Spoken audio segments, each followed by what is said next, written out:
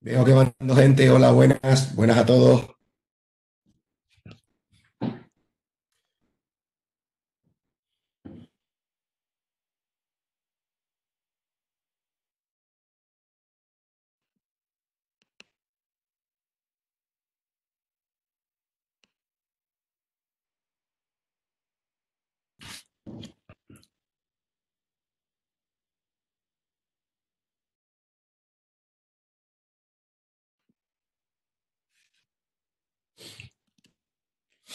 Vamos a esperar un poco que venga la gente y, como dijimos, el mensaje institucional del rey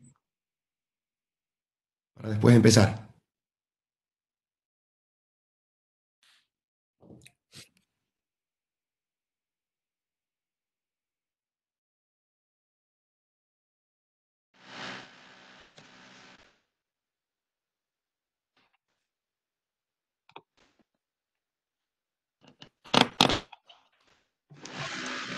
Hello, Alexis. No te oigo, no sé si es cosa mía. A ver. Ahora.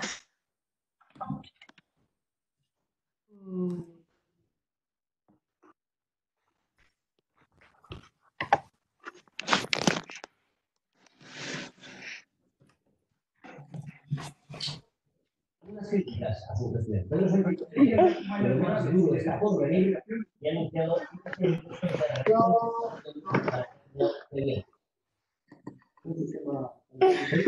Ha hecho que ahora me venga a mí todo.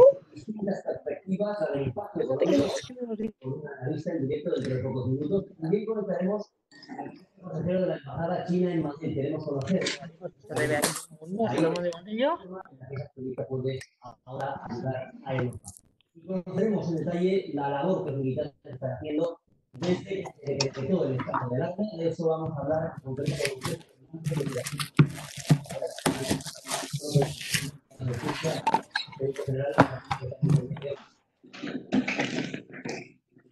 Una cosa, Maroto, de la moto.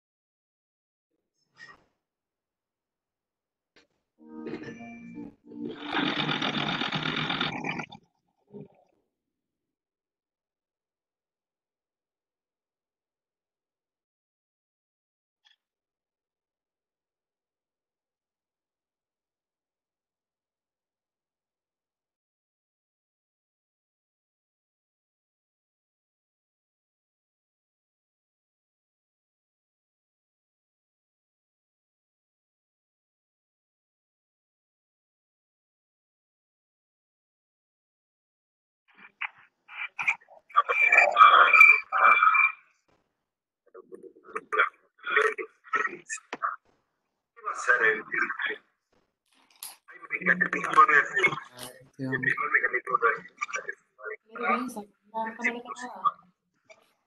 me alcanza, no alcanza.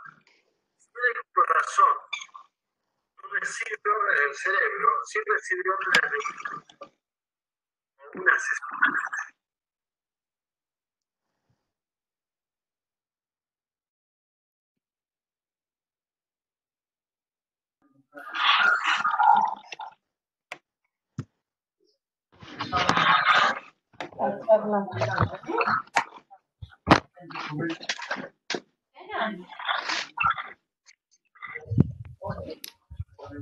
Guardadme un poquito y luego ceno.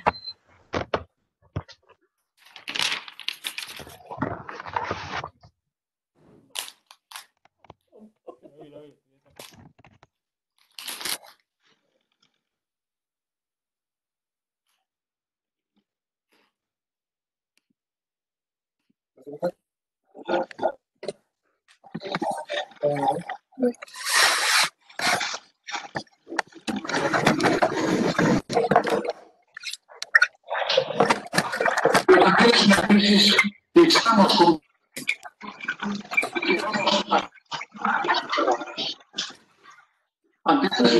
¿Qué? ¿Puedes bajar de volumen? Ya le bajé, lo siento.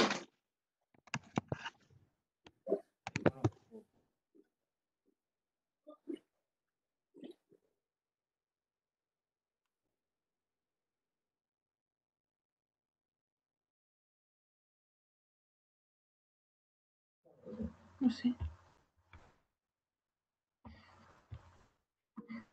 Está demostrando.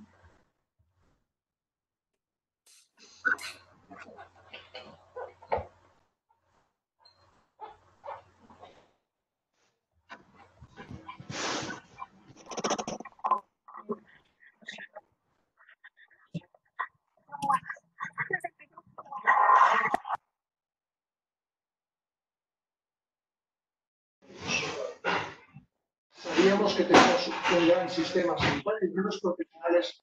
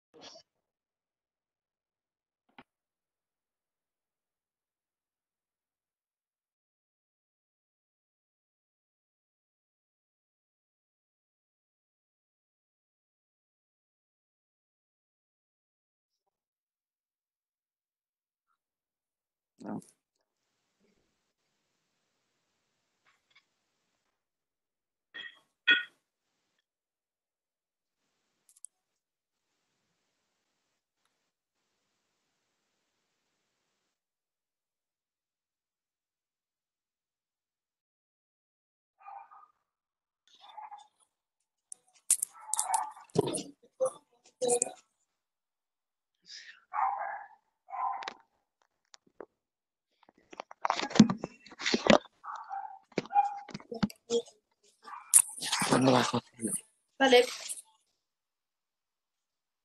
No voy a subir los tres puntitos verdes esto. Sí. Hasta mañana, chicos. Sed muy felices. Hasta luego.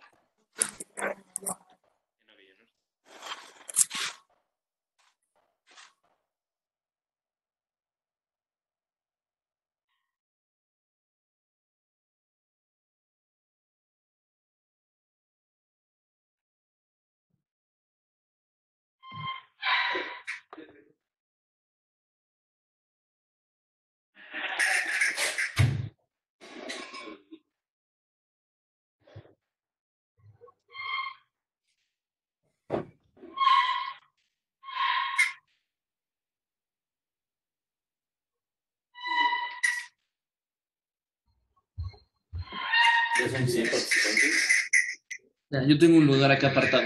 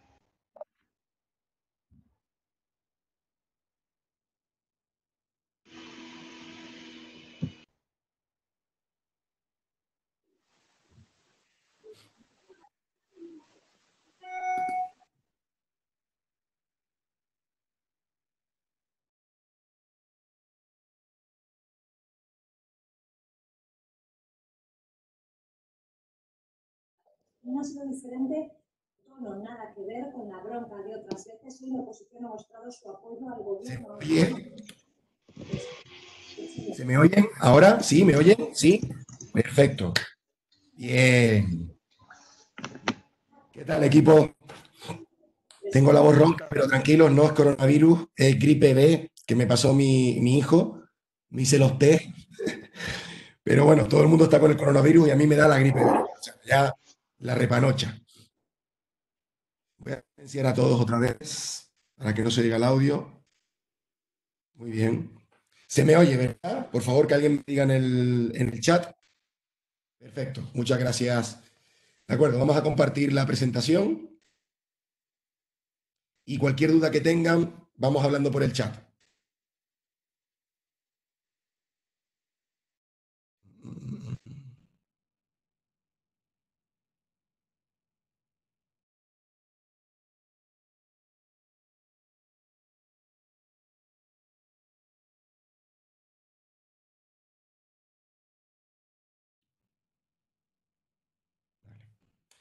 Ven la presentación, ¿verdad?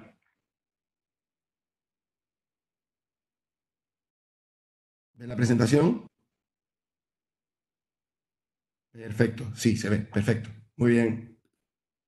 Voy a mantener abierto el chat.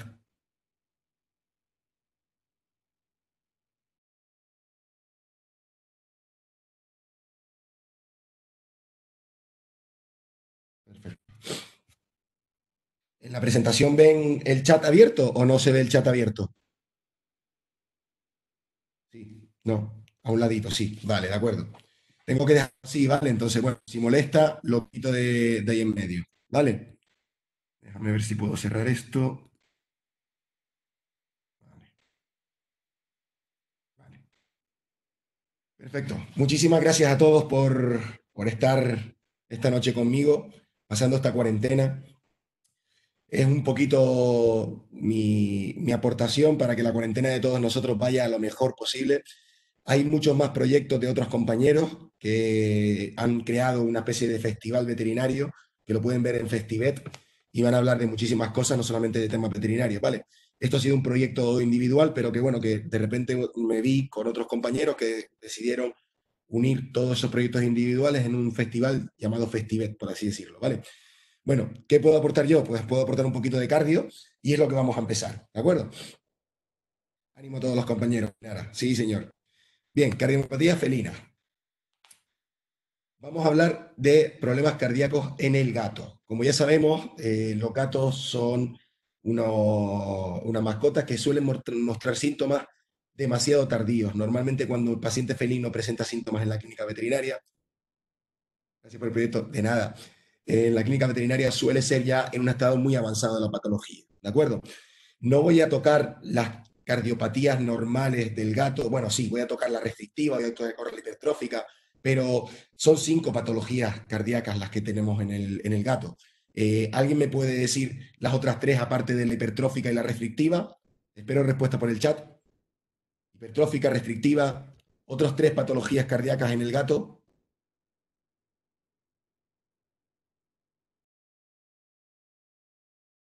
No clasificada, muy bien, Cari.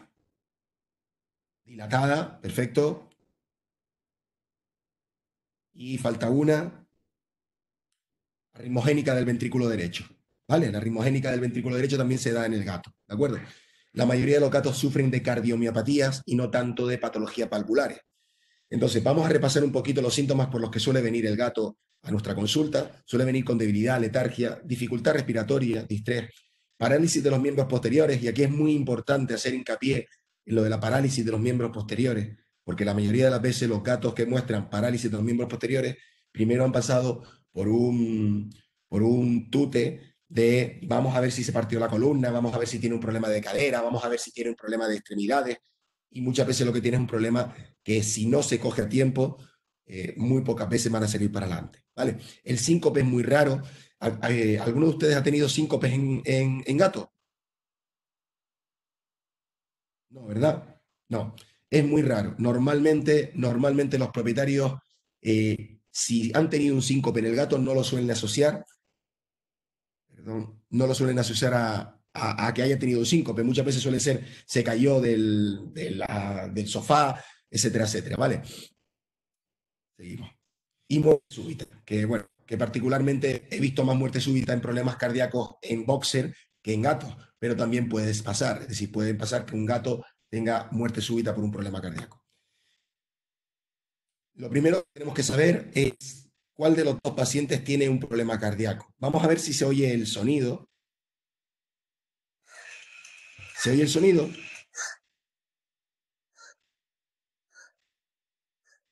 Vale. Un gato tosiendo. Y al lado, un gato con taquipnea. ¿Qué gato tiene un problema cardíaco? ¿El de la derecha de la pantalla o el de la izquierda? El de la derecha. No sé qué charla voy a dar si todo el mundo sabe todo perfectamente. Muy bien. Pero aquí lanzo una pregunta, y es, ¿por qué el gato con problema cardíaco no tose? ¿Y por qué siempre estamos empeñados en que la tos es un síntoma de problema respiratorio, de un problema cardíaco en el perro? Ya saben que hay muchos compañeros, hay un gran debate sobre si la tos es de origen cardíaco o no. Yo me posiciono en que la tos no tiene un origen cardíaco, siempre tiene un origen respiratorio. En el gato nos queda clarísimo. Todos han dicho que el gato que tiene problemas que el gato que tose no es un gato con problema cardíaco. Sin embargo, viene un perro con tos y lo primero que pensamos es que tiene un problema cardíaco. No, hay que pensar primero si tiene un problema respiratorio. Es decir, el gato con problema cardíaco va a tener taquipnea, pero no va a tener tos, ¿vale? Y eso es lo primero que tenemos que diferenciar. Es decir, cuando un gato viene respirando mal, puede ser por muchas cosas, pero aquí vamos a englobar los 3 grandes grupos de problemas cardíacos, de problemas que pueden hacer que el gato respire mal. El asma o la enfermedad bronquial, la cardiopatía y la fusión pleural. En el asma vamos a tener crepitaciones, sibilancias y vamos a tener tos, porque lo que decimos, la mayoría de las veces los pacientes que tosen tienen un problema respiratorio y no tienen un problema cardíaco. Y muchas veces estos pacientes con asma van a tener tos que se confunden o que parecen que son arcadas, pero no es así, son tos. A veces parece que tienen vómitos, pero la realidad es que son toses. La cardiopatía, la mayoría de los pacientes van a tener crepitaciones y esto es muy importante. Igual que en los perros, cuando un paciente no tiene soplo, decimos que muchas veces no es un problema cardíaco, porque la mayoría de las veces, no cambia la presentación, cambiará ahora, no se preocupen, puede ir un poquito lenta. Cuando tenemos un problema cardíaco, el soplo, el 67% de los gatos no van a presentar soplo. Eso es importantísimo. Hay muchísimos estudios, los últimos de Virginia Luis Fuentes, que determinaron que el ritmo de galope es más importante en la detección de problema cardíaco que el soplo. Es decir, un paciente puede tener una cardiopatía, un paciente felino puede tener una cardiopatía sin tener soplo. Y eso es importante que lo sepan, porque en la mayoría de los pacientes perros, cuando me viene un perro que tose, que no tiene soplo y que tiene arritmia sinusal respiratoria, ¿qué pienso, equipo? Que no tiene problema cardíaco. Y muchas veces no hace falta ni hacer pruebas. Ese paciente viene con el Fortecor, viene con todo el tratamiento cardíaco, pero no tiene soplo, tiene arritmia sinusal respiratoria y tiene tos. No es problema cardíaco. Sin embargo, en el gato, no tener soplo no significa siempre que no vaya a haber problema cardíaco. Y después la fusión pleural, que voy a intentar quitar esto de aquí, ¿vale? Lo ven ahí. Ausencia de sonidos pulmonares porque se oyen lejos, porque hay líquido, y una respiración corta y rápida. Hay que tener en cuenta que en la fusión pleural hay muchos pacientes con efusión pleural que va a ser de un origen cardíaco. Es decir, tenemos un paciente que puede tener asma, un paciente que puede tener un problema cardíaco y un paciente que puede tener una fusión pleural y por eso viene respirando mal. Pero dentro de la fusión pleural vamos a tener pacientes que es efusión pleural secundaria a cardiopatía. Y eso es importante tenerlo en cuenta. ¿Por qué? Vamos a cambiar.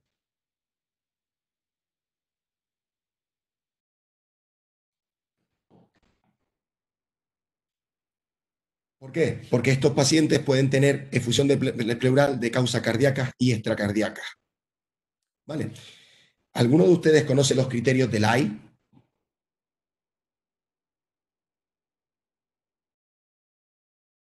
Y no les cambie, tranquilo, que va lento, pero síntomas sutiles, va a ir cambiando poco a poco, no se preocupen, porque muchas veces es por la conexión. ¿No conocen los criterios del AI? Vale. Muy bien.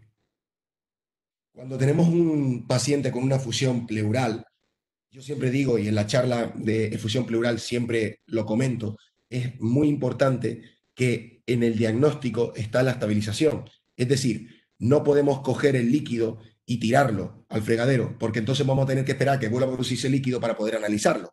Es decir, si tenemos un paciente que tiene fusión pleural, vamos a drenarlo, vamos a hacer una pleurocentesis, vamos a drenar ese líquido y vamos a analizarlo, porque en el líquido, el examen del líquido nos va a decir la causa de ese líquido. Y aquí viene muy a cuento los criterios del AI. ¿Por qué los criterios del AI? Todos conocerán el diagnóstico de fusión pleural de trasudado, trasudado modificado y exudado, ¿verdad? Trasudado modificado y exudado, ¿verdad? Muy bien. ¿Qué es un trasudado modificado? Es una puñeta, equipo. Es lo peor del mundo. Cuando te da un trasudado modificado, pueden ser desde causas cardíacas a causas no cardíacas, tumores, etcétera, etcétera. Y básicamente se basa en lo siguiente. Cuando nosotros tenemos un trasudado, el paciente empieza a producir efusión pleural porque se va filtrando de los vasos sanguíneos y cuando se mantiene en el espacio pleural mucho tiempo, lo que va pasando es que van llegando proteínas de la propia irritación que produce el líquido en la cavidad pleural.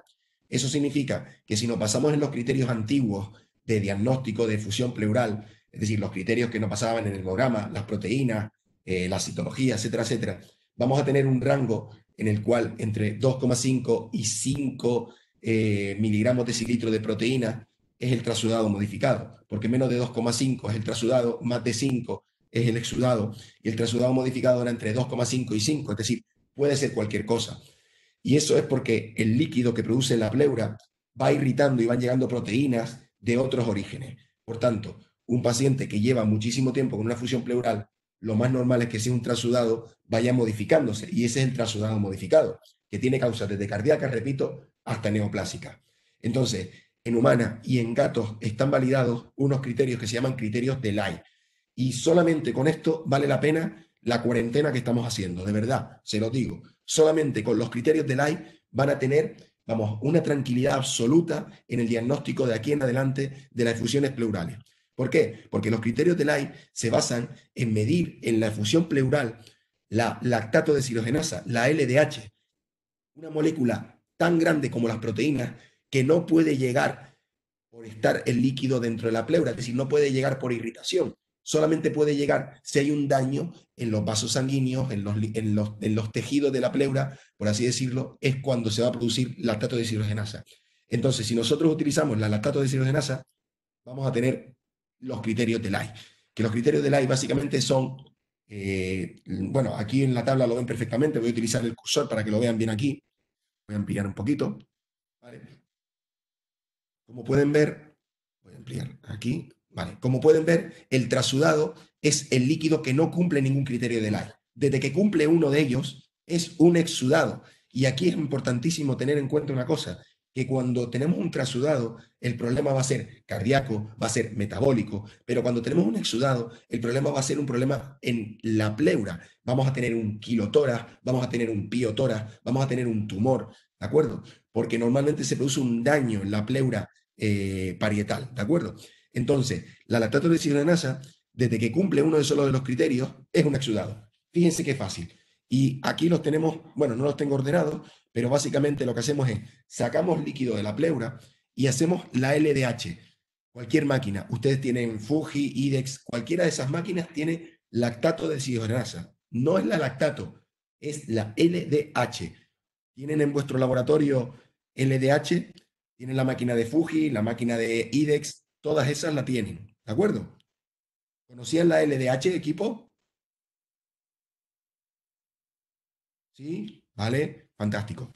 Pues simplemente tienen que pedir el TGS, la plaquita, por así decirlo, de la LDH. Y es muy fácil. Vamos a sacar líquido de la pleura del gato. Vamos a poner esa plaquita, en la máquina. Y vamos a ver qué valor nos da. Si da un valor de 200 unidades internacionales litro, mayor de 200 unidades internacionales litro, es positivo. Significa que hay muchísima lactato deshidrogenasa en esa pleura.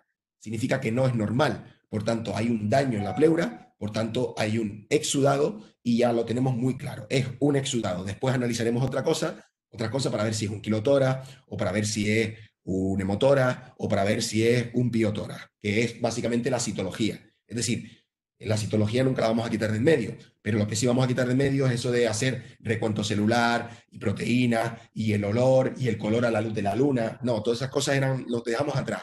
LDH. Con la LDH vamos a tenerlo claro.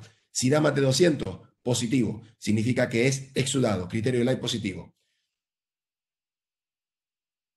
Tranquilo, David, que creo que va un poco más lento la presentación, pero tiene que ir cambiándose. ¿Vale?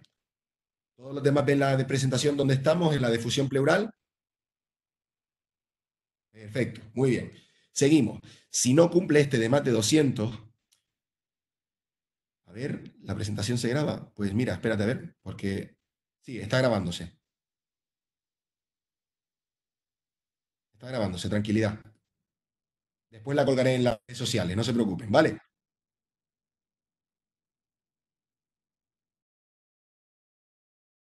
Muy bien. Se está grabando. Vale. Entonces, si no cumple este criterio, el siguiente va a ser el de LDH más de 2/3 del valor superior normal del suero. Es decir, cuando hagamos el análisis, tal vez no nos llega a 200, pero la máquina nos dice que la LDH normal de ese paciente tiene que ser, pues no sé, vamos a poner un valor, el de la máquina, ¿vale? Vamos a poner un valor redondo, 100, ¿de acuerdo? Pues si da más de 66, sería positivo, porque es más de 2/3 del valor superior del normal del suero. Significa que hay más LDH ahí de la que debería haber. También es criterio positivo, es decir, si no cumple el primero, vamos a ver el segundo. Si no, ya vamos a ir al tercero. Y en el tercero tenemos que comparar la LDH de la fusión versus la LDH del gato. ¿De acuerdo? Sacamos sangre y lo miramos. Y entonces hacemos el ratio LH fusión suero. Si tenemos más LH en la fusión que lo que debería haber en el suero en un ratio de 0,6, entonces también es positivo. Y por último, el único que no tiene LDH es el ratio proteína pleural suero. Significa, vamos a mirar la proteína pleural versus la proteína del suero del paciente. Y nuevamente lo mismo, más de 0,6, es decir, un ratio superior de proteína en la pleura versus en el suero, me daría criterio de Lai positivo. Con esto, de verdad, vale la pena la cuarentena, se los puedo asegurar, porque se van a volver locos a diagnosticar las efusiones pleurales como valen, ¿de acuerdo? ¿No entendiste lo de 2/3? De acuerdo, muy fácil. La LDH de la fusión la sacamos. La máquina me dice, porque cuando tú lo metes en la máquina, no le dices que es pleura. La máquina se piensa que es sangre. Entonces, tú haces el análisis y la máquina te dice un valor de la LDH, pero tiene un rango de referencia. La máquina te dice lo que es normal en la sangre del paciente. No sé, en la sangre del paciente de un gato puede ser normal el máximo 100. Bueno, pues si esos 100 divides entre 3 y multiplicas por 2, 66 en este caso, si tiene más de 66, más de 2/3 del valor superior normal en el suero, sería positivo. ¿Lo entendiste, Isma? Perfecto, muy bien. Simplemente es eso, es comparar que si en la sangre el máximo es 100, pues tal vez no tenemos 200, pero tener más de 2/3 del valor normal también sería positivo para el LDH. Por tanto, lo tenemos muy claro, diagnosticamos el problema a base de pleurocentesis y examinamos el líquido, porque de verdad no es la primera vez que tengo un paciente con problema cardíaco y que tiene una fusión pleural y que cuando analizo la fusión pleural no es un trasudado, sino es un exudado y es un puto piotórax, ¿vale? Es decir, perdón por las palabrotas, mi niño está durmiendo ya. Es decir, que el diagnóstico lo va a tener el propio examen de pleura, ¿de acuerdo? Entonces es muy importante que tengamos eso en cuenta. Bien, vamos a continuar. Estábamos hablando, ya es la hora bruja, sí. Esto sirve para decir que es cardíaco o Lai solamente dice exudado. Vale, Lorena, el criterio de Lai, por cierto, hola Lorena, el criterio de Lai lo único que te dice es si es trasudado o exudado. Si es trasudado, sí podemos pensar que ese paciente tiene una fusión pleural por un problema cardíaco. Me refiero, si es trasudado, sí entraríamos en el diagnóstico de acuerdo. Este paciente tiene un trasudado. Significa que tenemos que hacer un ecocardio, tenemos que hacer una medición de proteína sanguínea, porque si es un trasudado, la mayoría de las veces es aumento de presión oncótica o disminución de presión hidrostática. Es decir, aumento de presión oncótica, problema cardíaco, disminución de la presión hidrostática, pérdida de proteína. Por tanto, si tenemos un trasudado, significa que ahí sí podemos pensar que ese paciente tiene una efusión pleural por un origen cardíaco. Aquí le voy a decir una cosa que no está en la presentación, que es que también pueden analizar en ese líquido el péptido natriurético, el NT-proBNP. ¿Conocen el péptido natriurético? Perfecto. Pues hay un estudio que determinó, fíjense qué cosa más importante, es decir, el examen de la pleura, el examen del líquido en la pleura te va a llegar a dar un diagnóstico. Animal Health, el péptido natriurético es un marcador de daño cardíaco, es un marcador de dilatación de aurícula izquierda, ¿de acuerdo? Es un marcador que te hacen muchos laboratorios, normalmente, hola Saúl, normalmente IDEX, por ejemplo, lo tiene. Es un marcador que, a ver, los cardiólogos no usamos mucho porque básicamente se descubrió, se puso en boca de muchos para diagnosticar cuando un paciente tiene un problema respiratorio, cuando un paciente viene respirando mal, si el problema es respiratorio o es cardíaco.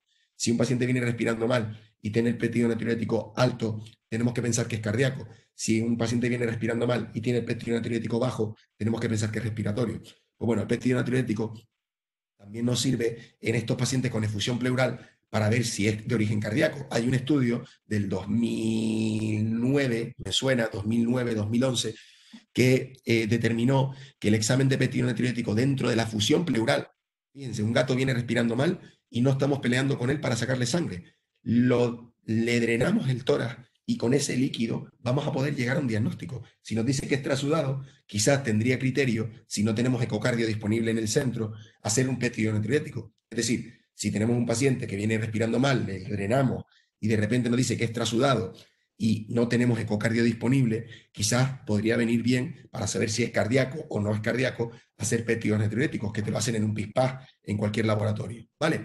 Entonces, el SNAT de IDEX, ¿de acuerdo? También, Elena, muy bien. El SNAT de IDEX, el problema que tiene es que, bueno, salvo que tengas, yo no lo uso, ¿vale? Porque yo el péptido natriurético cuando tengo que utilizarlo, lo mando fuera. Yo utilizo sobre todo, hay que centrifugar la muestra. No, no hay que centrifugar la muestra, María Jesús. La muestra de la pleura, tal cual la sacas, la metes en la máquina. Puedo asegurar, palabra de Boy Scout, que no se va a romper la máquina. Lo juro por Snoopy. ¿Vale? Bien, entonces vamos a continuar un poquito. Bebo un poco de agua que tengo ya la garganta. Lo dicho, para el que esté pensando que tengo el coronavirus, lo dije antes, no hay gripe B. Todo el mundo está con el coronavirus y a mí mi hijo me pegó la gripe B. Me hicieron los test y está de moda el coronavirus, pero a mí me gusta lo clásico, yo de gripe de toda la vida, ¿vale? No sé el valor de referencia en el gato del péptido natriurético, ¿vale? Pero si después de la presentación te esperas un momentito, puedo buscar la presentación de la charla mía de fusión pleural y te digo el valor, ¿vale? Y te digo el valor. Y si no la encuentro ahora, lo puedo colgar en el Facebook, ¿vale? Puedo colgar el estudio en el Facebook. ¿De acuerdo, Jorge? Muy bien. Lo que estamos hablando, patologías miocárdicas felinas. Dijimos más o menos todas al principio: hipertrófica, restrictiva, dilatada, no clasificada y arritmogénica ventricular derecha. Mire, no voy a entrar en dilatadas, no clasificadas y arritmogénica. Dilatada he tenido 2 casos, no clasificada he tenido un par de ellos. Yo muchas veces digo que la no clasificada es cuando no nos queda muy claro. Es como cuando alguien con una estenosis pulmonar te dice que es tipo mixto. Realmente en humana el tipo mixto no existe. Existe el tipo A, el valvular puro, el tipo B, que es hipoplásica, pero cuando tenemos esa mezcla de 2 cosas, fácil, mixto. Bueno, la no clasificada, sí, ahora la maximizo, perdón. La no clasificada, también he tenido varios casos, pero bueno, digamos que me voy a meter hoy en un poquito más en lo que es la hipertrófica. Vamos a comentar una cardiomiopatía hipertrófica que posiblemente no conozcan mucho, que es la cardiomiopatía inducida por estrés y el burnout. ¿Conocen el burnout? La cardiomiopatía hipertrófica burnout. Sí, muy bien. Vale. Bueno, básicamente es la quemada. Se está hablando mucho de cuando estamos ahora con el trabajo, etcétera, etcétera, del burnout de la profesión veterinaria, ¿verdad? Del síndrome del quemado. Pues viene a ser lo mismo. Prácticamente es una patología, una cardiomiopatía hipertrófica, como digo yo, muy pasada de vuelta, que al final se produce como si fuera una especie de dilatada. Es decir, se produce una dilatación de cámaras cardíacas porque realmente existe una relajación por isquemia de ese músculo ventricular. La cardiomiopatía arritmogénica ventricular derecha, particularmente no he tenido ninguna en gato, ¿de acuerdo? Se da en ciertas razas, pero particularmente no he tenido ninguna. Vamos a ver la hipertrófica, que es posiblemente la que todos conocen. ¿Ven la ecocardio aquí moviéndose ahí abajo? Perfecto. Muy bien. La cardiomiopatía hipertrófica, tenemos que tener en cuenta que existen pacientes que van a tener una pseudohipertrofia, es decir, la cardiomiopatía hipertrófica primaria, por así decirlo, puede ser simétrica o asimétrica.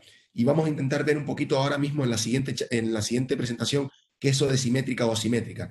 Porque cuando es simétrica, cuando todo el músculo cardíaco se ve afectado y se ve engrosado, hay que tener en cuenta y estar ojo avisor con que con la misma no es una hipertrófica per se, sino una pseudohipertrófica, es decir, una hipertrófica secundaria de hipertiroidismo. Muchas veces aquí, por hacer hincapié en una cosa, es como cuando hablamos de dilatada. Cuando hablamos de cardiomiopatía dilatada, tenemos que tener muy en cuenta que está la cardiomiopatía dilatada idiopática. Significa, a día de hoy la medicina no sabe por qué pasa, pero se produce una degeneración de la vaina de actina y miosina, se relaja el músculo cardíaco y se produce una relajación de ese ventrículo izquierdo. Y la fenotipo dilatada, que es ese paciente que tiene una relajación, una sobrecarga de volumen del ventrículo izquierdo, pero no una dilatada. En la hipertrófica pasa más o menos lo mismo. Tenemos el paciente que tiene hipertrófica per se y tenemos el paciente que tiene una pseudohipertrofia. Es muy importante. Sí, en las razas predispuestas, ahí salen Maine Coon, Persa y Ragdoll, sería interesante, y de hecho la sociedad felina, esta de Internacional Felina, suele recomendar antes de la crianza hacer ecocardio de forma preventiva.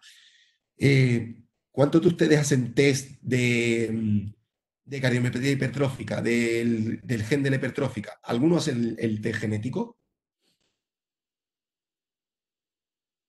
No, ¿verdad? Vale. Realmente, tener un test genético negativo no te exime de la cardiomiopatía hipertrófica. Por tanto, bajo mi criterio, el test genético está muy bien para los criadores que siempre hacen el test genético para, en plan, mis genes están limpios, etcétera, etcétera, pero eso no le exime de que pueda tener hipertrófica. Por tanto, la ecocardio es fundamental. Y en las razas predispuestas, Maine Coon, Persa, Ragdoll, también, bueno, en otras razas un poquito más pijas, en los sin pelo, esto en los... uno, como Sphinx, carajo, no me salía el nombre. En los Sphinx, etcétera, etcétera, también muchos criadores lo hacen antes de la crianza, ¿de acuerdo? El rango de edad es muy variable, normalmente se presenta en edad adulta, pero no muy senior, ni muy joven, entre los 4 y 7 años, pero tenemos pacientes con 2 meses, que ya tienen hipertrófica. Yo tengo pacientes con 2 y 3 meses con hipertrófica. Y eso es muy malo. Eso es muy malo, ¿de acuerdo? La mayoría de los pacientes con hipertrófica tienen ritmo de galope más que soplo, porque ¿cuándo se va a presentar el soplo en la cardiomiopatía hipertrófica? ¿Alguno sabe cuándo se va a presentar el soplo en la cardiomiopatía hipertrófica? Perfecto, Cari. Cuando hay SAM. Isma, muy bien. Cuando hay SAM. En efecto. Ahí Mireia también lo soltó una, muy buena. Cuando hay obstrucción del tracto de salida también puede haber un soplo. Tendríamos un soplo de eyección, es decir, la velocidad aumentada del tracto de salida va a hacer que presente un soplo. Es decir, los dos soplos que podemos oír en un paciente con cardiomiopatía hipertrófica va a ser cuando tengamos una obstrucción muy importante en el tracto de salida, es decir, sea una hipertrófica asimétrica que afecta al tracto de salida y acelere mucho esa velocidad y se ponga por encima de 2,8 metros por segundo, que es cuando la ecuación de... cuando empezamos a oír el soplo, se puede presentar en ese caso y también se puede presentar en el caso de SAM, ¿de acuerdo? Afecta más a machos que a hembras, eso es importante también saberlo. Aunque bueno, en general yo no he hecho, normalmente no me baso mucho en estudios de sexo, porque realmente si tengo un gato de raza predispuesta o tengo un gato con la edad predispuesta, realmente tampoco tenemos que fijarnos mucho si es macho o hembra, pueden tenerlo ambos por igual. Creo que la relación del último estudio de Virginia Luis-Fuentes era 1,2 veces más en machos que en hembras, es decir, tampoco era mucho más, ¿de acuerdo? Por cierto, el estudio de Virginia Luis-Fuentes es muy interesante. Las siglas de SAM, ahora lo explicamos, significa movimiento anterior sistólico, ¿vale? El estudio de Virginia Luis-Fuentes es muy interesante porque determinó, ponía a estudiantes de medicina veterinaria, a veterinarios de generalistas y a veterinarios de especialistas en cardiología a auscultar a gatos. Y fue el que determinó que muchas veces la presencia de ritmo de galope era lo que determinaba que un paciente iba a tener problema cardíaco más que el soplo. Y casi todos eran capaces de detectar el ritmo de galope. Por tanto, el ritmo de galope creo que es muy importante para que cuando, si alguien no lo ha oído, lo voy a intentar imitar, pero algo así como ¿vale? Viene a ser como si fuera, en efecto, un galope.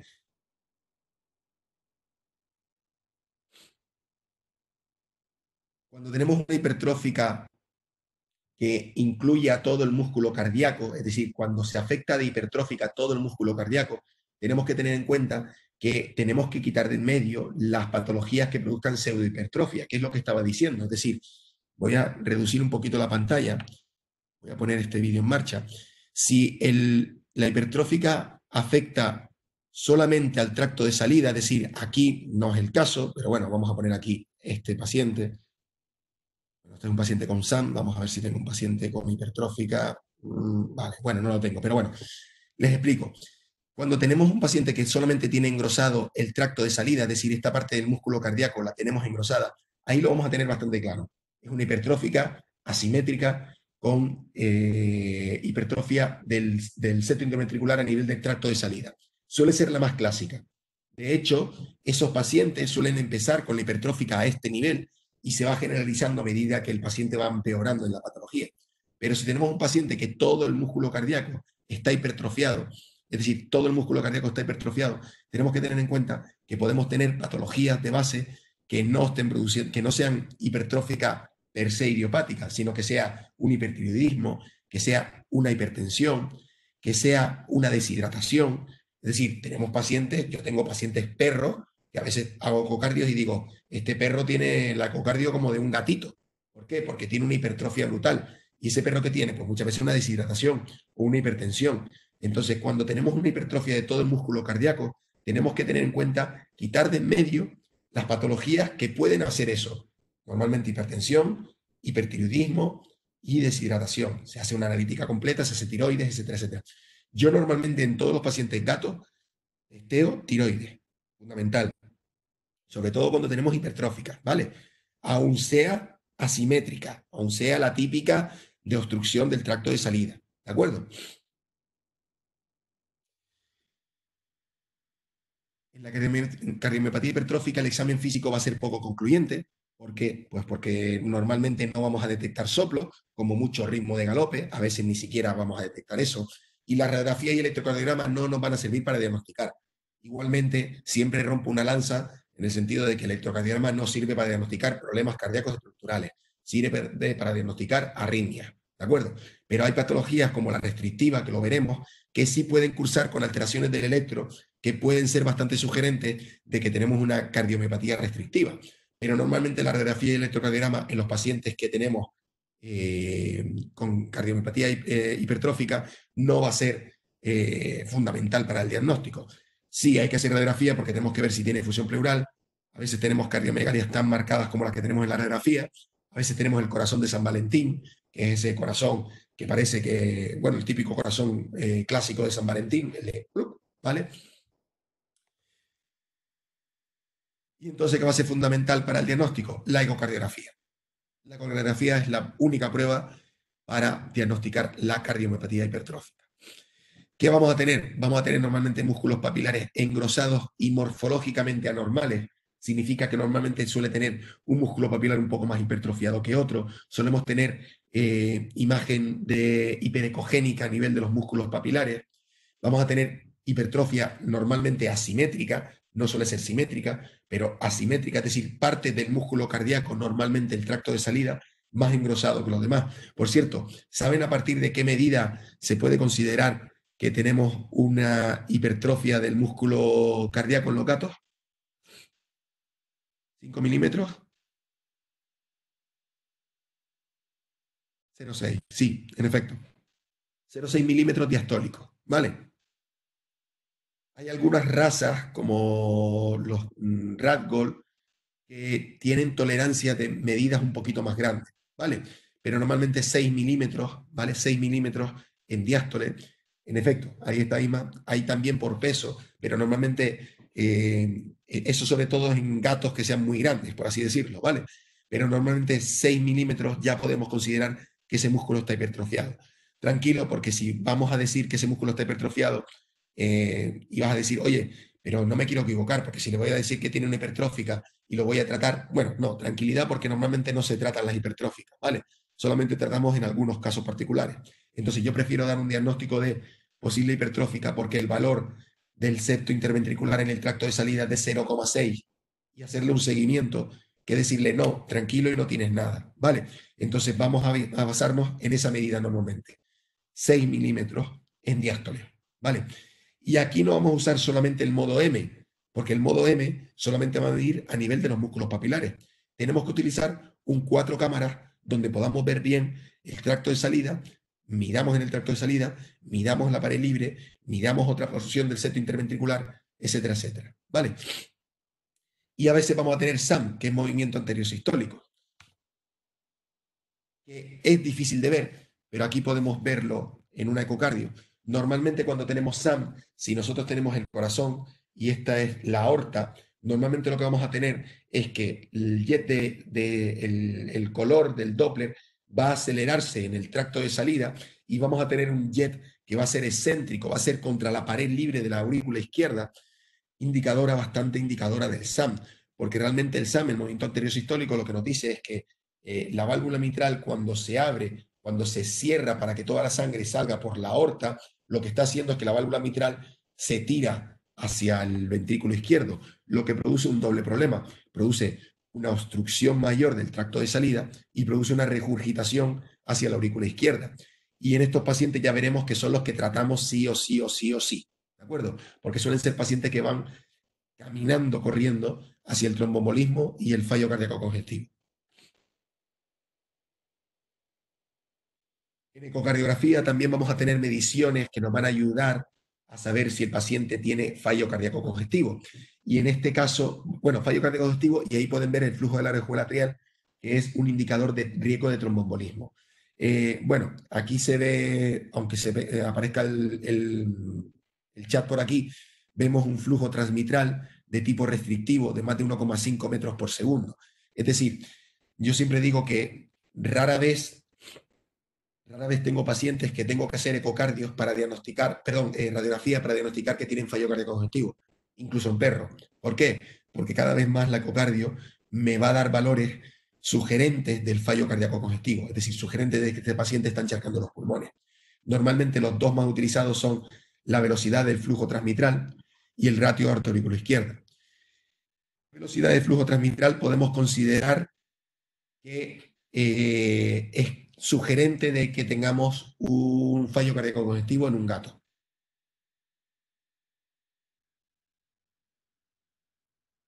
¿Saben lo que es la velocidad del flujo transmitral? ¿O no manejan la ecocardio? En perro 1,2, muy bien.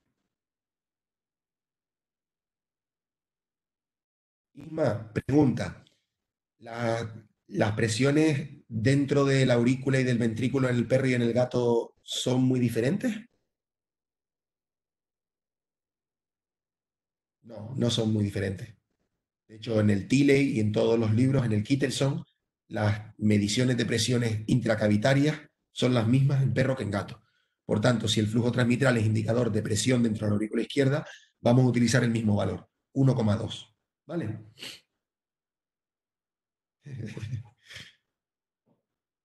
1,2. Por encima de 1,2 de velocidad de pico E, ¿de acuerdo?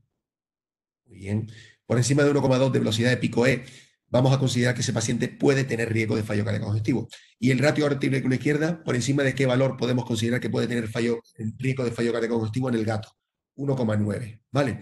Por encima de 1,9 también podemos tener riesgo de fallo cardíaco congestivo en el gato. De hecho, 1,9 también es uno de los criterios para considerar que ese gato puede tener riesgo de tromboembolismo. Es decir, es otro de los criterios. Y después ahí tenemos el flujo de la orejuela atrial, que no me voy a liar mucho, pero básicamente lo que mide es el espectro Doppler de la sangre pasando por la orejuela atrial y es muy sugerente de éstasis y por tanto de riesgo de tromboembolismo. Son dos cositas que hacemos. Por cierto, hay otra medida que podemos utilizar en gatos, que es la fracción de acortamiento de la aurícula izquierda. Básicamente viene a ser, aquí vemos una aurícula gigante en un gato. Lo pueden ver, ¿verdad? Da miedo. Muy bien. Si nosotros tenemos aquí la aurícula izquierda, la aorta, y esta la aurícula izquierda, si aquí podemos un modo M, podemos ver cómo esa aurícula izquierda se contrae y se relaja. ¿Cuánto? Pues menos de un 40%. Si se contrae menos de un 40%, también es muy sugerente de fallo cardíaco congestivo. ¿Vale? Es decir, en gatos tenemos 3 mediciones ecocardiográficas que nos pueden ayudar. La velocidad del pico E por encima de 1,2 metros por segundo, el ratio aorto-aurícula izquierda por encima de 1,9 y vamos a llamarlo fracción de acortamiento de la aurícula izquierda menor del 40%. Esos son indicadores de fallo cardíaco congestivo. Indicadores de riesgo de tromboembolismo, pues vendría a ser la presencia de SAM, la presencia de éstasis vascular, es decir, ver SMOC, la alteración del flujo de la orejuela y el ratio aorto-aurícula izquierda también por encima de 1,9. ¿Y por qué es tan importante todo esto? Porque, bueno, a veces hay estudios de perogrullo como este que me dicen que los pacientes con cardiomopatía hipertrófica en fallo cardíaco congestivo mueren más que los que no la tienen, evidentemente. Pero después este estudio también me dice que los pacientes que tienen un aumento de aurícula izquierda tienen más tasa de mortalidad que los que no la tienen. Lorena, te lo busco porque no me lo sé de memoria, lo tenemos metido en el ecógrafo, pero si quieres yo después te lo paso. Y si alguien más quiere que se lo pase, lo puedo mandar. Un par de cositas que tengo aquí de dudas de la gente, las cuelgo después, lo del PET natriurético y el flujo de la orejuela. Creo que era 0,4, pero no me acuerdo bien exactamente, ¿vale? Una velocidad menor de 0,4, ¿vale? Pero lo reviso, ¿de acuerdo? ¿Por qué es importante este estudio? Aunque parezca mentira. Pues porque en los gatos, a diferencia de perros, lo colgaré después en el Facebook, en la propio Facebook donde anuncié esto, ahí colgaré un enlace para el vídeo y los estudios que se me ocurran de todas estas cosas que me están comentando, ¿vale? ¿Por qué es importante lo de la aurícula izquierda? Porque miren, ¿cuántos perros no tenemos con mitrales C con tamaño de aurícula grande que ponemos tratamiento, disminuye el riesgo de fallo cardíaco congestivo, es decir, el flujo transmitral disminuye, el tamaño de aurícula empieza a disminuir, pero siempre se va a mantener grande? En esos pacientes yo me quedo tranquilo, en un paciente perro me quedo tranquilo, a pesar de que tengo un ratio aorto-aurícula izquierda de 1,9. ¿Por qué? Porque estoy descongestionando el pulmón. Sin embargo, o sea, estoy limpiando ese pulmón, estoy evitando que tenga fallo cardíaco congestivo. Sin embargo, en los gatos tenemos que intentar conseguir el tamaño de aurícula más pequeño que nos permita. siempre he sabido que cuando viene un gato con un fallo cardíaco tenemos que deshidratarlo. Y cuando digo deshidratarlo es deshidratarlo. Y empezamos con la pelea de los médicos internistas de no porque el riñón, y no porque no sé cuánto, y no porque no. No, hay que deshidratar al gato.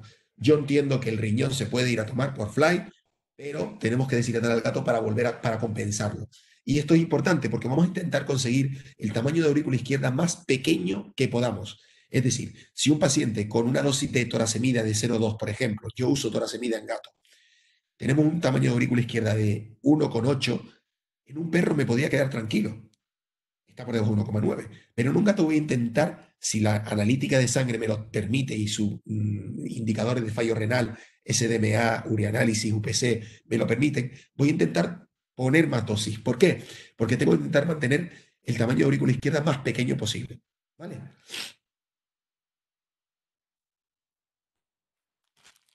Y aquí viene la parte de tratamiento. Y con vuestro permiso me voy a sonar un momentito.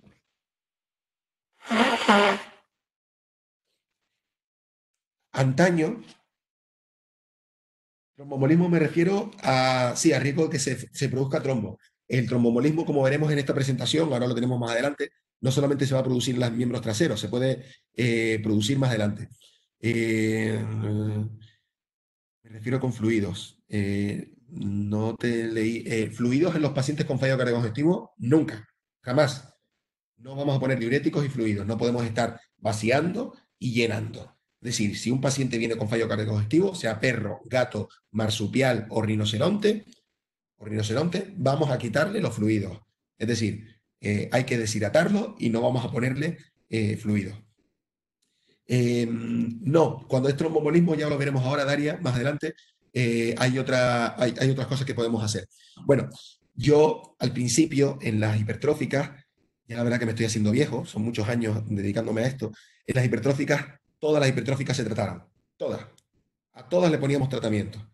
Sin embargo, voy a pasar para que vaya saltando, sin embargo, poco después vino Tilley y dijo que tan solo íbamos a tratar a los pacientes que eran outdoor, es decir, que salían a la calle, pero los indoor no los íbamos a tratar. También es una coña lo de Tilley, porque imagínate el gato callejero que viene a tu casa a comer solamente, tratarlo. Básicamente se pensaba que era por el estímulo de catecolaminas que tenían esos animales en la calle, es decir, eran pacientes que iban a tener un aumento de catecolaminas y que los betabloqueantes podrían venirle bien. A día de hoy, más o menos todos, no hay un consenso internacional, pero más o menos todos utilizamos los mismos criterios. Si es asintomático, es contravendido. No existe evidencia científica de que poner tratamiento vaya a hacer que el paciente tenga un curso de la enfermedad más largo. De momento, a día de hoy, lo que podemos decir es que si tenemos un paciente gato con hipertrófica y sin síntomas, no se recomendaría tratar, salvo dos cosas.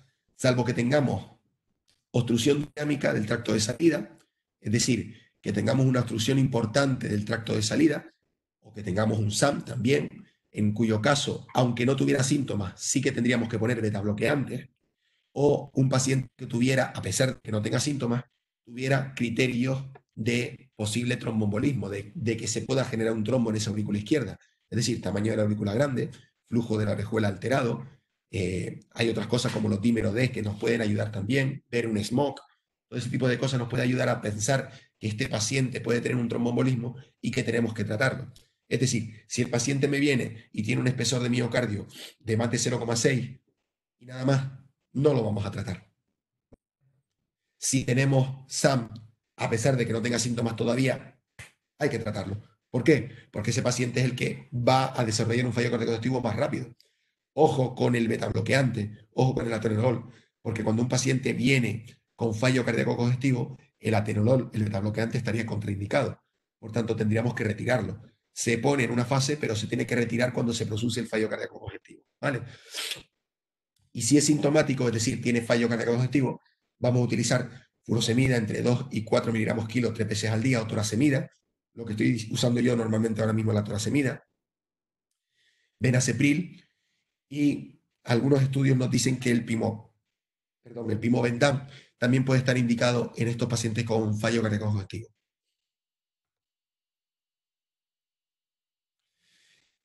Aquí les pregunto. Tranquilo, David, que se va a colgar el vídeo más adelante. ¿Vale? ¿El diltiazem en ICC está contraindicado? No, no estaría contraindicado. ¿Vale? El diltiazem como antiarrítmico, Jorge, no estaría contraindicado en fallo cardíaco congestional. De acuerdo, una pregunta. ¿Te puede el estrés y la pena romper el corazón?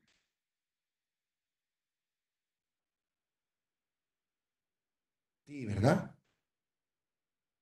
¿Conocen? En humana sí. Muy bien. Entonces conocen el síndrome de Takotsubo, ¿verdad? Bueno, el síndrome de Takotsubo es la cardiomiopatía inducida por estrés, ¿de acuerdo? Y en los gatos también se da. Es decir, no es el Takotsubo clásico, se produce sí que existe la cardiomiopatía inducida por estrés. El problema en los gatos es diagnosticar. A ver, Lorena, puedes poner Pimo cuando está estable por alternador, si está muy taquicárdico.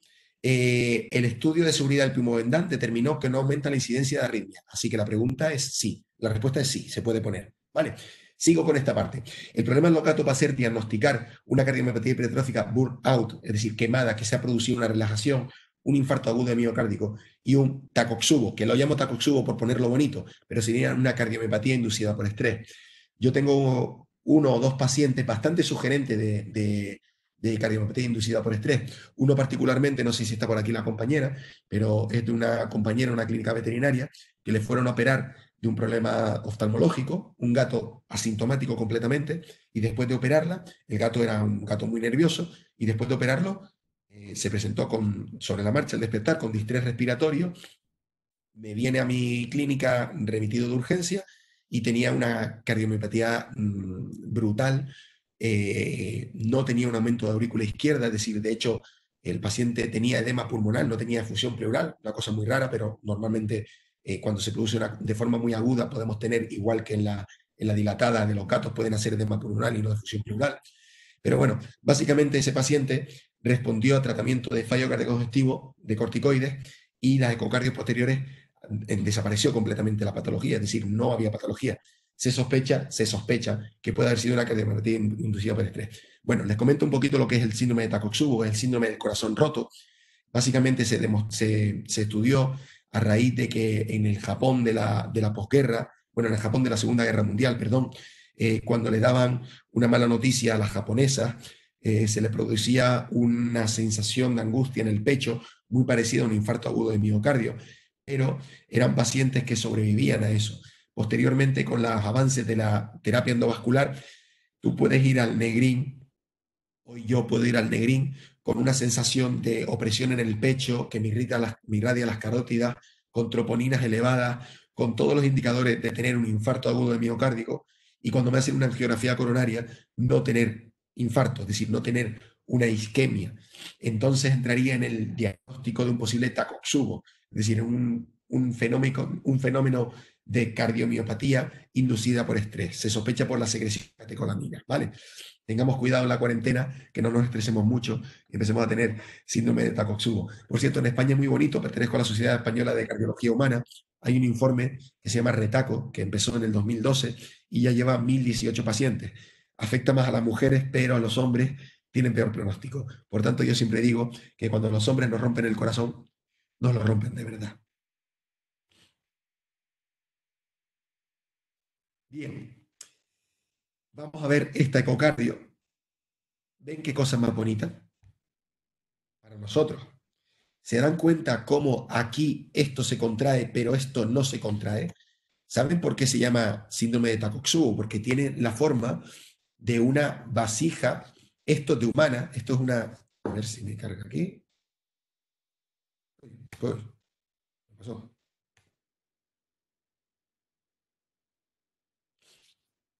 No me carga. Vale.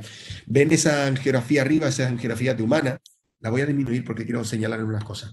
Básicamente, para que se den una idea, esto es la aorta, esta es la parte alta del ventrículo y esta es la parte baja. Este paciente, cuando se contrae, solamente contrae la parte de aquí arriba. Si nosotros cogemos este paciente, y esto es un paciente mío, gato, real, la parte de arriba tiene contracción y a medida que voy bajando, este modo M es el modo M del mismo gato. Lo único cogido más arriba o más abajo. Es decir, más arriba la contracción era normal, más abajo la contracción era completamente patológica. Claro, este paciente que tiene una cardiomiopatía hipertrófica burnout, quemada, que ya no puede más y está produciendo una dilatación, un infarto agudo de miocardio o una taquicardia, una cardiomiopatía inducida por estrés, es decir, un Takotsubo. Es difícil de averiguar, pero bueno, si quieren, podemos ver cómo hacemos lo mismo que hacen en humana. Y este gato, lo siguiente que se le hizo fue medición de troponina. Este gato lo siguiente que se le hizo fue medición de troponina. Por cierto, mide la edad, 5 años. 5 años. Ya cardiomiopatía hipertrófica, burnout, difícil, ¿vale? Podría ser, pero podría ser muy difícil. O sea, no me esperaría una burnout de un paciente con 5 años sin antes haber tenido síntomas de fallo cardíaco-congestivo. ¿De acuerdo? La inducción de medicina de silencio la conocen como cardiomiopatía por captura. Pues mira, muy bonito, Óscar, no lo sabía. Muy bien, un detalle interesante, no lo sabía. En los ciervos, pues claro, podría ser. Yo sé que también los conejos y todo, cuando se estresan, se pueden morir y me han dicho que puede ser por este tipo de cosas, ¿vale? Bueno, ¿qué nivel de troponinas piensan? Hemos tenido 3 casos de estos. 3 casos que siempre nos quedan dudas de si es una cosa u otra. Y solamente hasta hacer la necropsia no hemos llegado a un diagnóstico. Y ya vean que le digo hasta hacer la necropsia. Bueno, sí, tenemos el de inducido por estrés que sobrevivió, pero tenemos otros 3 que hemos tenido dudas siempre si es un infarto, una inducida por estrés pero que ha fallecido o una hipertrófica burnout. ¿Qué nivel de troponinas piensan que puede tener este gato?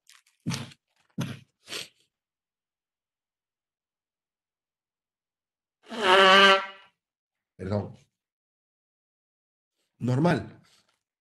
Bueno, ya te digo que los asteriscos que ponen al lado dicen que están altos, pero alto, vale, sí, pero ¿cuánto? Díganme un valor, venga. Fíjense una cosa, el valor normal es hasta 0,16, ¿vale? 500, venga, digan más. Venga, 100. Más de 40.000. Más de 40.000. El laboratorio nos llama para decirnos, Alexis, ¿puede ser normal que este gato dé más de 40.000? Y yo miro al gato, miro la cocardia y digo, sí, puede ser normal. Puede ser normal. Más de 40.000. El daño en ese músculo cardíaco, si todos sabemos lo que significan las troponinas, el daño en ese músculo cardíaco es, sí, hostias pilotes, mi madre, todo lo que ustedes digan. Evidentemente, particularmente este paciente falleció y entonces al final, cuando le hacemos la necropsia, este es otro paciente que tuvimos también con esta patología. Vean cómo en este parece que se contrae mucho menos la parte delantera, la parte trasera, la parte delantera, joder. Parece que soy tonto. La base cardíaca se contrae mejor que el ápex, ¿vale? Pero bueno, suelen tener más o menos las mismas ecocardios. Una parte que se contrae muy bien y una parte que se contrae muy mal. Este es el de las 40.000 de troponina, ¿vale? Vean cómo tiene una isquemia mayúscula. En este paciente, al final la necropsia tampoco determinó si podía ser un infarto agudo de miocardio o un síndrome de Takotsubo, porque lo que se produjo es una isquemia mayúscula y no llegaron a ver obstrucción dentro de los vasos sanguíneos, de las coronarias. Por tanto, bueno, realmente no llegas a un diagnóstico, pero para que lo tengan en cuenta, es decir, un paciente gato que se estresa mucho, bueno, ¿por qué también a los gatos los dejamos lo menor posible hospitalizados? Pues también le diría lo mismo, que posiblemente si empezamos a detectar esos pacientes gatos que de repente tienen un problema cardíaco y son hospitalizados o un problema de otro tipo y de repente tienen una muerte en el hospital, de esto que el gato estaba bien y de repente aparece muerto, pues quizás deberíamos empezar a pensar que puede ser esto, una cardiomiopatía inducida por estrés, porque hay gatos que lo pasan muy mal, realmente muy mal. Y el gato, particularmente este gato, justamente tuvo el fenómeno de estrés después de llevarlo al veterinario. No es el mismo del de la cirugía, el de la cirugía sobrevivió. Después de llevarlo al veterinario y de ponerle vacunas, etcétera, etcétera, fue cuando el gato empezó a ponerse mal. Puede ser inducida por estrés, puede ser que tenía una patología de base y cantó. Bueno, simplemente quiero dejarlo indicado de que no todo es hipertrófica, no todo es restrictiva, no todo es dilatada, que tenemos otras cardiomiopatías y creo que es lo bonito de la cardiología veterinaria, que hay cosas que no sabemos, pero que a mí me gusta muchas veces explicarlas. Es decir, mira, pues yo he tenido pacientes con síndromes muy parecidos a los de Takotsubo y ecocardios muy parecidas a la de Takotsubo, ahí la pueden ver, ¿vale? Después la cardiomiopatía restrictiva. La cardiomiopatía, ¿lo ven bien la ecocardio y todo? Sí, ¿verdad? Vale, perfecto. Bueno, la restrictiva. Son las dos que quiero comentar, la hipertrófica y la restrictiva. No me voy a meter en la dilatada y demás porque, como he dicho, son menos probables. La restrictiva, yo siempre digo que cuando tengo una ecocardio y una restrictiva es siempre una ecocardio, vamos, muy llamativa. Son dilataciones biatriales, es decir, las aurículas están muy dilatadas. Tenemos espesores del músculo cardíaco de tamaño normal, con contracciones, con ratios de contracción disminuidos. Es decir, normalmente suelen ser pacientes que tienen una ecocardio que llama mucho la atención, porque no es una hipertrófica. Te das cuenta sobre la marcha de que eso que tiene el paciente es otra cosa. Yo a veces digo que es como si tuviera el músculo cardíaco tipo cartón piedra, es decir, está duro, rígido, no se contrae con contracción correcta. Es una patología de tipo diastólico que se produce por una fibrosis subendomiocárdica, es decir, del interior del músculo cardíaco se produce una fibrosis. Eso es importante porque la miocarditis afecta al músculo cardíaco y la pericarditis afecta al exterior del músculo cardíaco, pero que afecta al interior del músculo cardíaco solamente existe esta patología, ¿de acuerdo? Y por eso es importante que la restrictiva sí que tiene alteraciones electrocardiográficas que pueden ser más sugerentes de que estamos ante una restrictiva, frente a la hipertrófica, que no suele ser así. Una cardiomiopatía restrictiva, o lo más parecido a una cardiomiopatía restrictiva, se produce cuando tenemos un gato con un kilotórax. Cuando tenemos un gato con un kilotórax, esperen un segundito que voy a enseñarle una cosa aquí. Ven. Hay un montón de gente aquí viéndote. Este es mi niño. Hola. Saluda, Santi. Hola. Papá está hablando. Espera, vete con mamá, Santi. Una patología... Un paciente con kilotórax puede producir una patología muy parecida a una restrictiva. Al final, cuando nosotros tenemos un kilotórax, las cosas de estar en casa en cuarentena, lo siento. Cuando tenemos un kilotórax se va a producir una inflamación de ese pericardio que me va a producir una pericarditis constrictiva, ¿vale? Y esa pericarditis constrictiva muchas veces me puede dar ecocardios parecidas a las restrictivas, pero no son restrictivas, ¿vale? Artista invitado, sí. Muy bien. Este ecocardio parece cartón piedra. Es decir, este paciente no se contrae. Además, suelen tener no solamente líquido en pleura, sino también pueden tener efusiones pericárdicas. ¿Por qué? Porque la aurícula derecha va a tener va a estar más congestionada y suele tener fallo cardíaco congestionado de derecha también, ¿vale? En estos pacientes he querido poner esta imagen para que vean cómo el jet de regurgitación de estos pacientes no suele ser excéntrico hacia la pared libre de la aurícula derecha, izquierda, sino central o contra el septo interatrial, ¿vale? ¿Por qué? Porque no se produce se produce porque esa válvula mitral es imposible que tolere esa presión que tiene dentro de la aurícula izquierda y vence con un jet de regurgitación de tipo central, y muchas veces porque se dilata el anillo de la válvula mitral como si fuera una dilatada, ¿vale?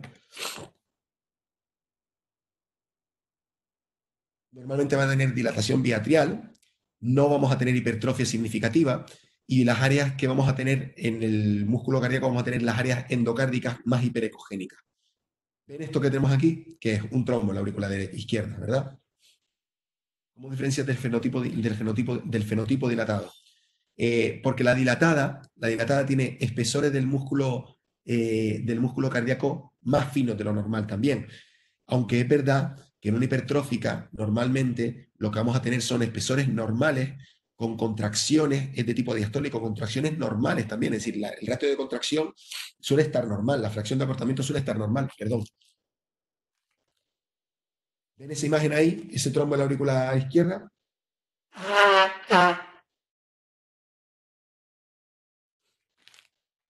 En mi experiencia, la restrictiva hace más trombos que la hipertrófica.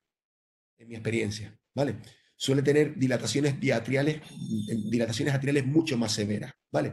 Y más congestión. Es decir, suele tener más éxtasis vascular, ¿vale?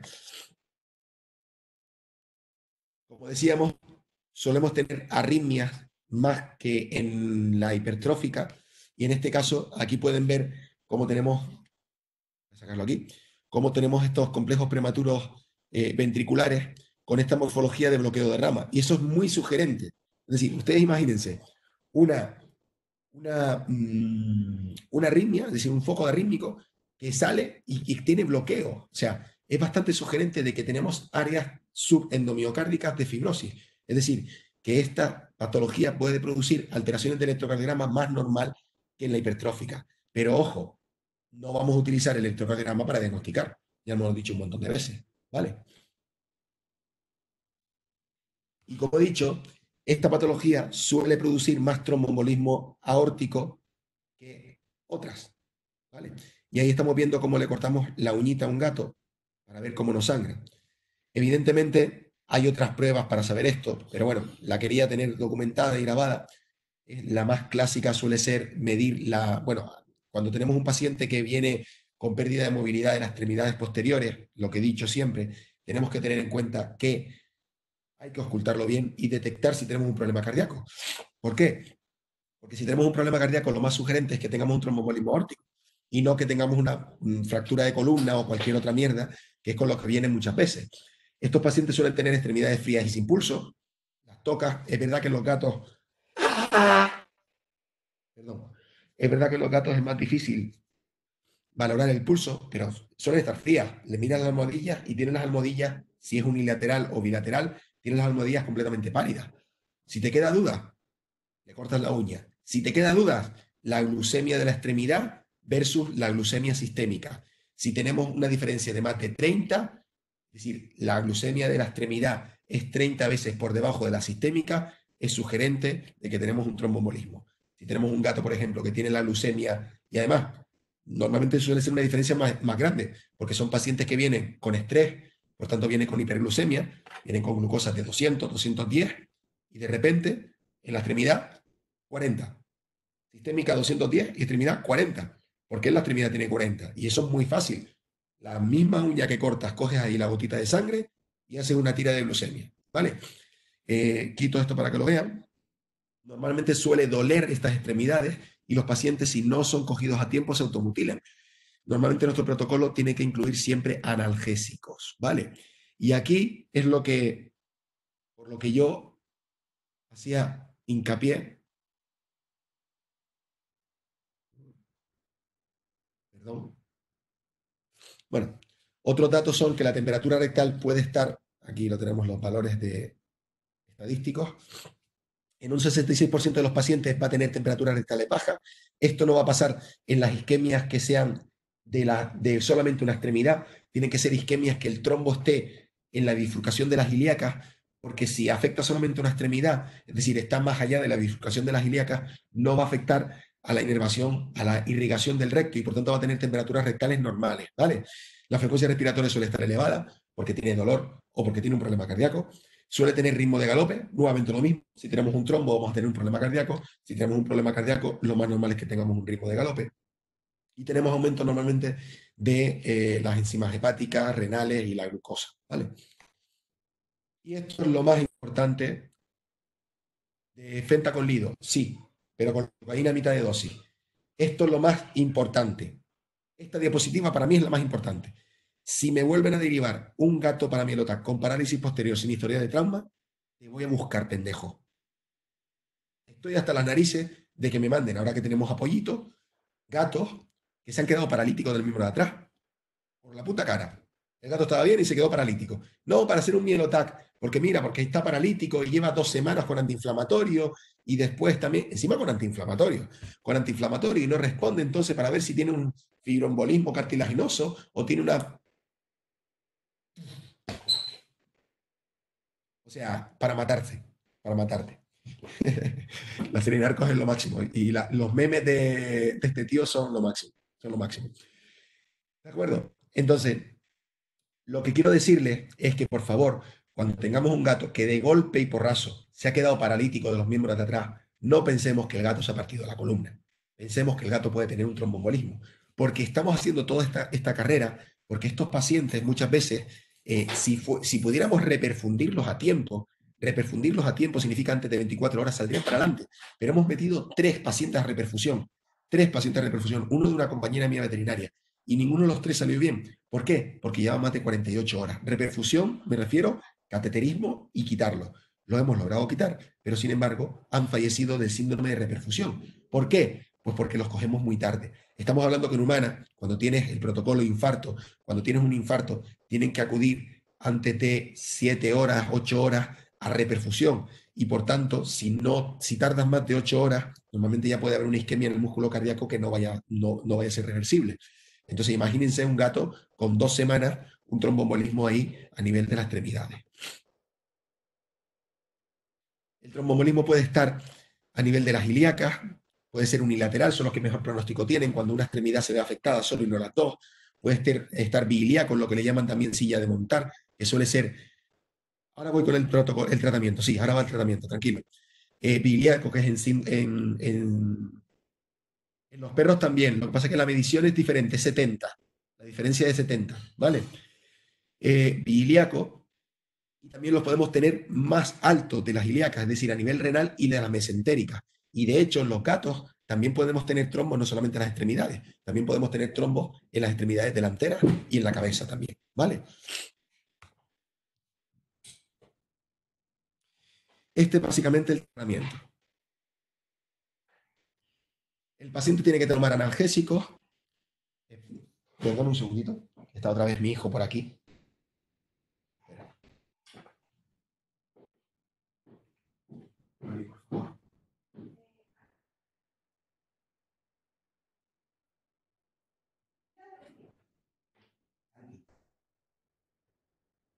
No puedes.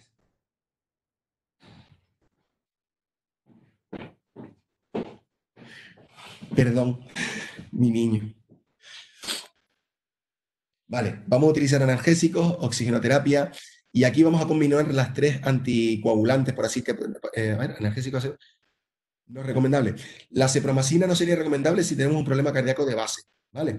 Es decir, nosotros normalmente como analgésico utilizamos metadona, fentanilo.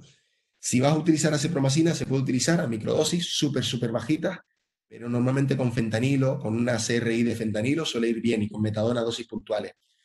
Oxigenoterapia, heparina fraccionada, copridogrel y aspirina, ¿vale? Vamos a combinar las 3 cosas. Normalmente en estos pacientes yo siempre digo lo mismo. Son pacientes que en 2-3 días tienen que tener mejoría clínica. Si no tienen mejoría clínica van a ir mal, ¿vale? Si tienen mejoría clínica después de 2-3 días, podemos darle hasta 6 semanas para su completa recuperación, ¿vale? Teniendo en cuenta que no siempre se van a recuperar del todo. ¿Por qué muchas veces los unilaterales de una sola extremidad van mejor? Pues porque muchas veces cuanto más abajo vaya a producirse el trombo, ¿cuánto tiempo lo das todo? ¿6 semanas? Sí, 6 semanas. Es decir, si tengo un paciente que en 2-3 días ha recuperado algo de pulso, es decir, la glucemia de la extremidad empieza a subir, la glucemia sirve mucho también para valorar eso, es decir, para valorar si estamos reperfundiendo, ¿vale? Y en casa continuamos con aspirina, con clopidogrel y con heparina, con todo, ¿vale?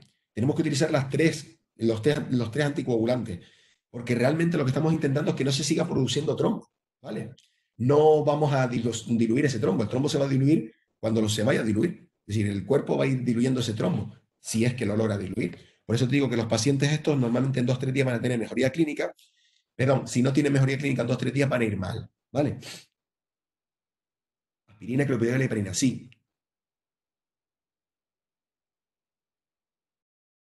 ¿Cuánto tiempo mantienen los 3 anticoagulantes? Hasta la completa recuperación. Después de la completa recuperación, si se produce la completa recuperación, y no seamos muy esperanzadores, porque la mayoría de veces no se va a producir la completa recuperación, tenemos que mantener al paciente solamente con el anticoagulante de base, que sería el clopidogrel, es decir, el anticoagulante de base de tratamiento para problema cardíaco, ¿vale? Pero hasta que no se recupere del todo, tiene que ponerse los 3, ¿vale? Cuando tenemos una cardiomiopatía, se puede producir un trombo y ese trombo va a viajar hasta la aorta, al nivel de las ilíacas, y va a producir esa parálisis, ¿de acuerdo? O sea, ese fenómeno de tromboembolismo, ¿vale? Y aquí quiero que vean una cirugía de las que hacemos nosotros de trombectomía cuando las tenemos en la aurícula izquierda, ¿vale? A veces que tenemos el trombo en la aurícula izquierda y evidentemente tenemos que hacer algo, porque si ese trombo sale de ahí va a producir un problema. Nos sometemos a una cirugía en la cual abrimos la aurícula izquierda.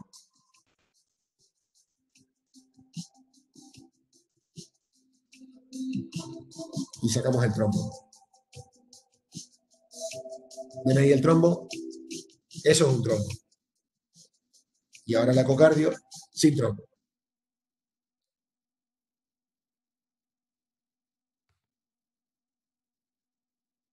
No hacemos extracorpóreo, utilizamos una técnica de inflow occlusion.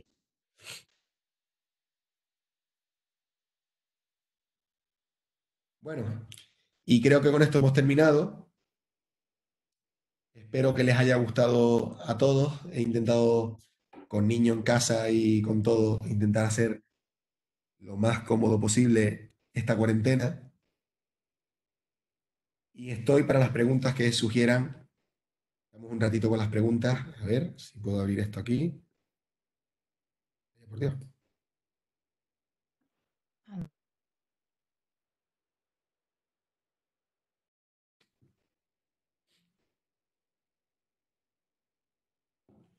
Bien, equipo. Gracias a todos, gracias a todos. Ahora grabaré la imagen, el vídeo y lo colgaré para todos. Creo que han intentado entrar más gente, porque son 101, a ver. 101 personas, sí, en efecto. Y creo que el máximo eran 100, así que alguien se ha tenido que quedar fuera. Pero bueno, si esto se alarga mucho, la semana que viene, si puedo, intento hacer otra, ¿de acuerdo? Sí, lo colgo en Facebook, ¿vale? Si alguien tiene alguna pregunta, y cuidados todos los sanitarios. Nosotros somos también sanitarios. En mi Facebook personal colgaré el vídeo, vamos, si puedo ahora mismo. ¿Vale? En el mío personal, Alexis Santana. No puedo ver todo bien el chat porque... A ver.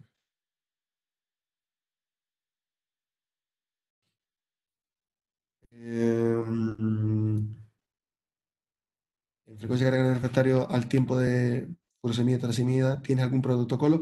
Vale, me pregunta María, un paciente refractario a la furosemida y torasemida, que si tengo algún protocolo. Sí, utilizar la hidroclorotiazida, utilizamos la terapia triple diurética, hidroclorotiazida, espironolactona y furosemida, torasemida. Marta Jiménez, cateterismo o tratamiento médico. Tratamiento médico siempre, porque el cateterismo si no ha sido antes de 24 horas no tiene sentido. Nosotros metimos 3, de todo se aprende, y los 3 no fueron bien porque la reperfusión después de más de 48 horas no va a ir bien. La furo 2 miligramos kilo. ¿Cómo conviertes a tora? 0,2 miligramos kilo una vez al día. ¿Vale? La torasemida sería 0,2, 0,4 miligramos kilo.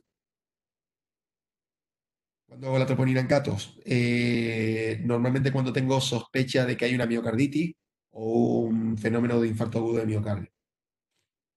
No lo utilizo para diagnosticar la hipertrófica ni la restrictiva. ¿En cardiopatía hipertrófica combina penacepril y pimovendan o qué criterio sigues para determinar los fármacos que vas a utilizar? Si está en fallo cardíaco congestivo, utilizo penacepril, furosemida, torasemida, y poner pimovendan o no poner pimovendan a día de hoy, no hay grandes evidencias que nos demuestren que tenemos que ponerlo. Yo muchas veces me baso en si ese paciente tiene una fracción de acortamiento correcta y no está muy mal, no lo peleo para ponerle pimovendan. ¿Se puede utilizar torasemida cada 12 horas? Sí, pero a la dosis de 0,1 en vez de 0,2.